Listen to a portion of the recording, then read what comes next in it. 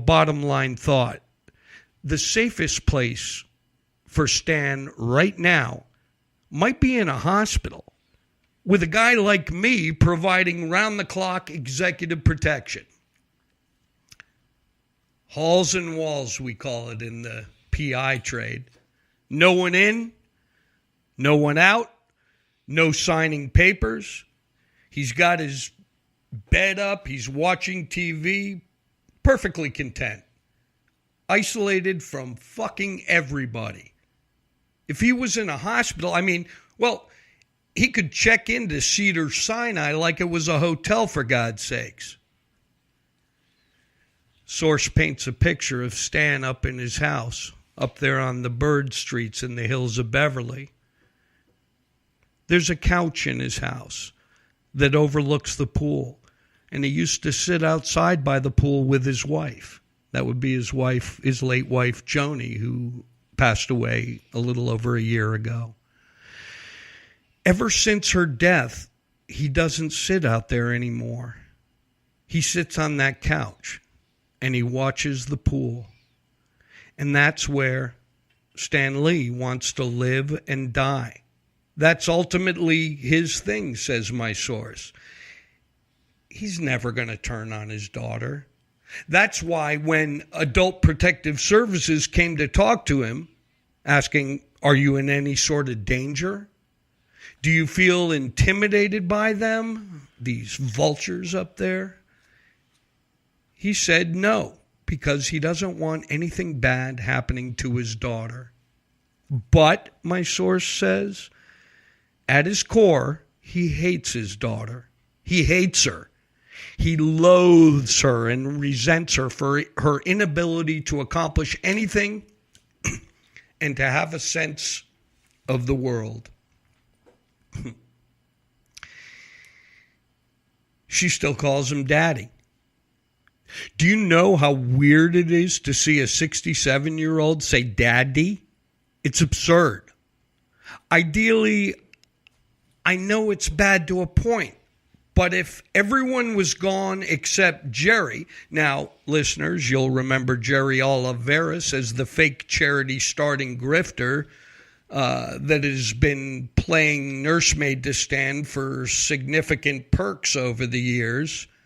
Back to my source saying, if everyone was gone except Jerry, I would sleep fine at night.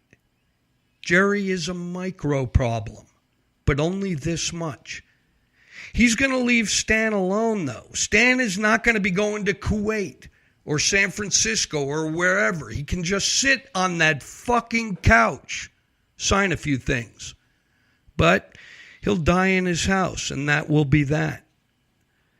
Jerry would get a sweet deal, but again, Jerry would be there having him signing something here or there, or maybe put his face on a billboard and Stan will make a commission. But that's the least amount of work for him. And I'm thinking to myself, wow, okay, wow. Jerry Oliveras is the least of all evils circling around Stan Lee right now. So I'm thinking, meanwhile, JC, who was said to be getting $20,000 a month allowance, another guy came to me and he said, yeah, like I was saying earlier, she's getting 50 to 100K. Well, he meant not that she gets that for allowance, but that's what she spends. My source says, well, that could be. All I know is that her credit cards had been cut off. You know? He says it again. So, easy math. Easy math. Even his daughter seems to be sucking Stan Lee dry.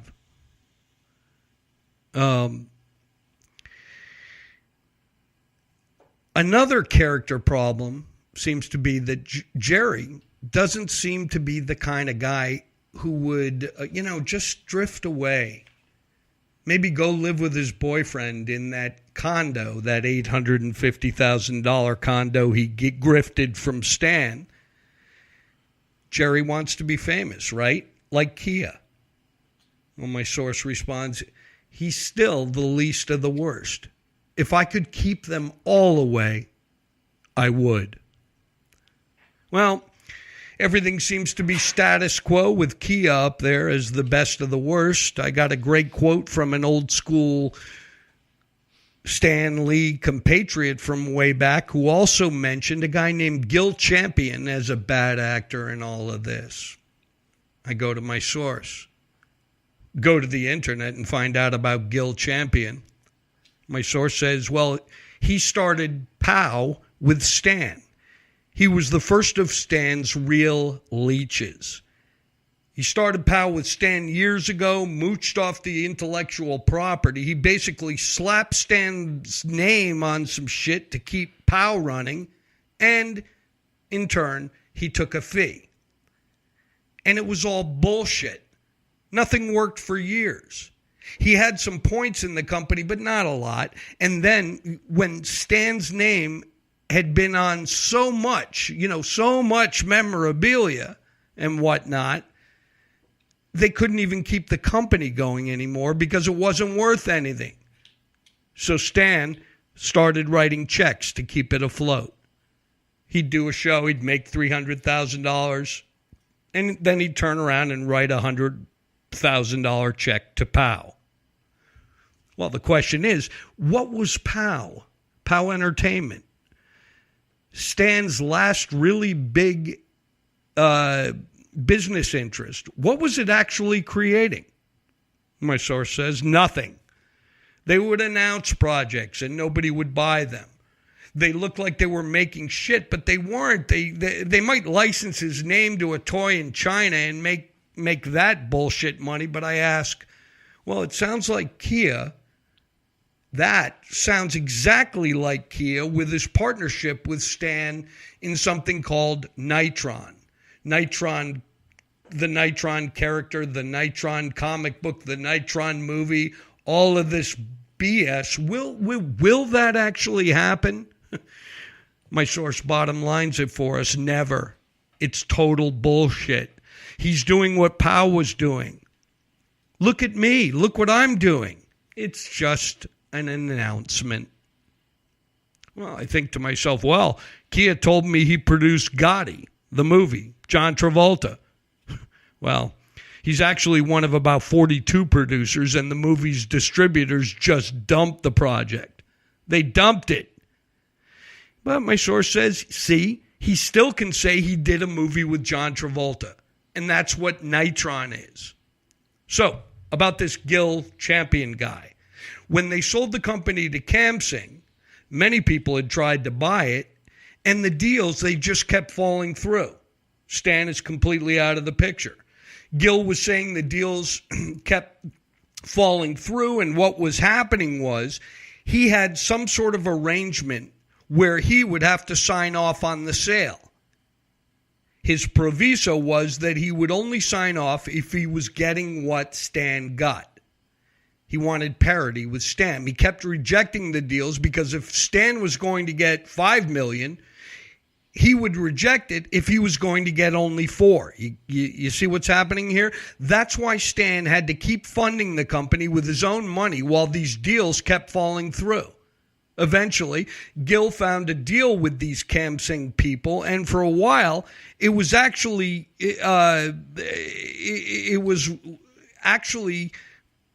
working where Gil was signed on to get more money than Stan.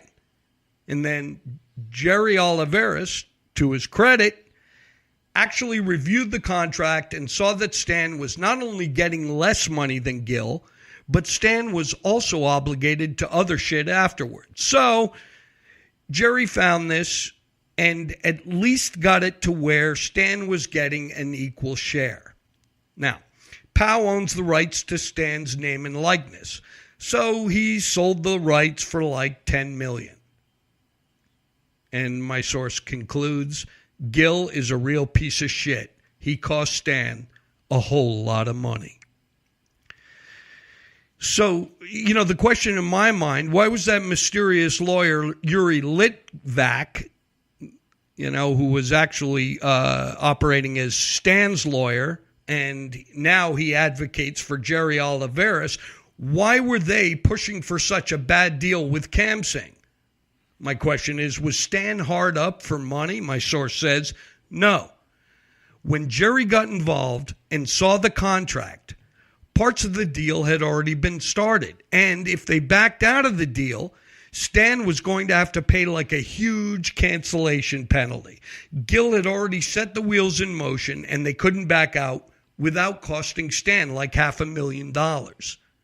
It was still shit at the end, just less shit for Stan Lee. My feeling on that is, bad business decisions. Sony, for instance, they passed on Marvel, all of the Marvel characters, for $25 million. They just wanted Spider-Man. They could have had a shot at the whole tamale. They just wanted Spider-Man. Well, what's done is done, but then at the same time, what has Marvel been kicking down to Stan ever since? And we get the bottom line on that. My source says, multiple sources, say Stan gets $1 million a year, which is not a lot, but to my knowledge, my source says he still gets it. For cameos in the movies, he gets scale. He doesn't get paid much for the cameos. When Black Panther comes out, he's not getting anything for that. And to note, I do have other sources confirming Stan's $1 million annual stipend from Marvel.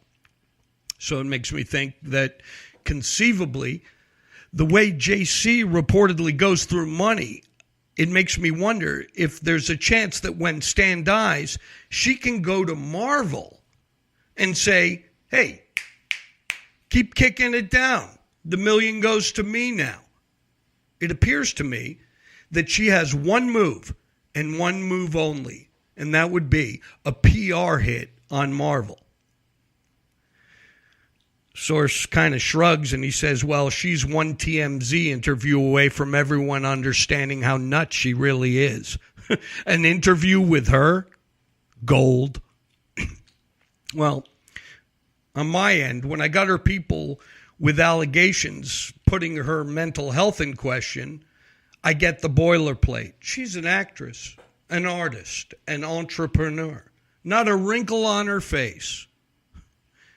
Source responds, she has never worked a day in her life.